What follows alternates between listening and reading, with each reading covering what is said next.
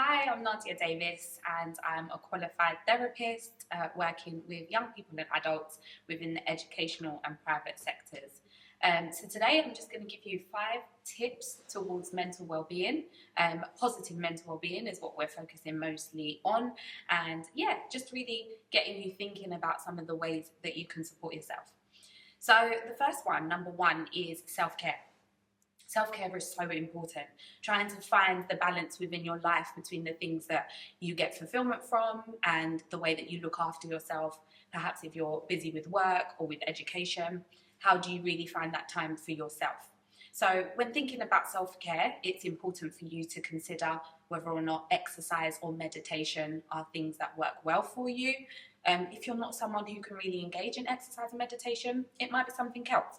It might be just downtime, activities with friends, sports, whatever interests you. So that's number 1. Number 2, I would say the rule of 2 is my top tip. The rule of 2 is something that I use quite a lot with clients, and it gets you really, really thinking about how do I do 2 things for myself, whether that's every day, every week, or every month.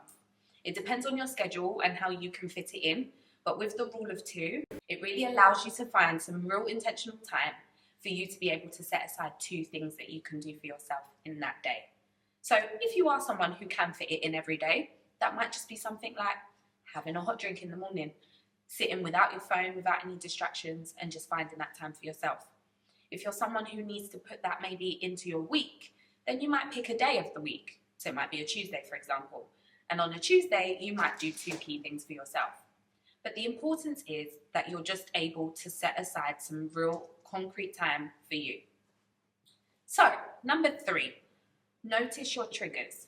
So when we think about triggers, we're thinking about what are the things, whether that's people or actual things, that can sometimes cause you to feel anxious, overwhelmed, stressed, any sorts of feelings that are quite unsettling to sit with.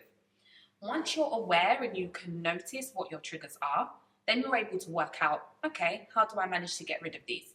How do I use my self-care then to help me with my triggers? So once you know what your triggers are, you can start to think about what are my thoughts whilst I feel triggered. If I'm feeling a bit anxious, what am I thinking? Then what am I feeling? And then once you think about what you're feeling, you can notice how your behaviours may be impacted. For example, someone who might be feeling really anxious and overwhelmed might notice that they don't sleep very well, or they're up very often during the night.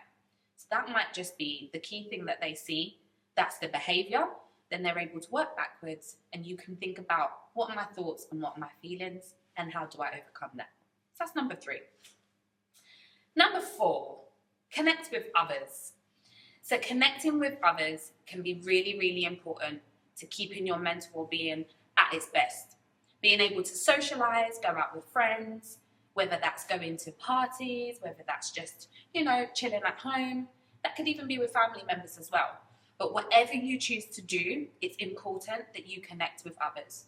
When we isolate and we stay away from the world, we can start to introduce depression, we can start to introduce low mood, and it can be really, really difficult to come out of those moments. So it's really important to stay connected as much as you can. Social media helps as well, but remember to implement your social media breaks if you are someone who is constantly scrolling through TikTok.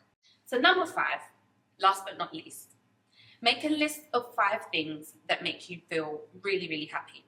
Maybe think back to a time when you felt at your best, when your mental well-being was at a good place, and think about who was around you, what were you doing, what was going on in your life at that moment. Once you have your key list of things, you have them for life. You can lean into them and lean out of them whenever you feel you need to. So in those moments when it can be really, really difficult, you might be feeling overwhelmed, sad, anxious, you can go back to this list of things and you can think about what could I be doing differently? What might I be able to introduce in order to support my well-being? So those are your 5 top tips. Hopefully you can pick out a few of those and make them gems for your own life.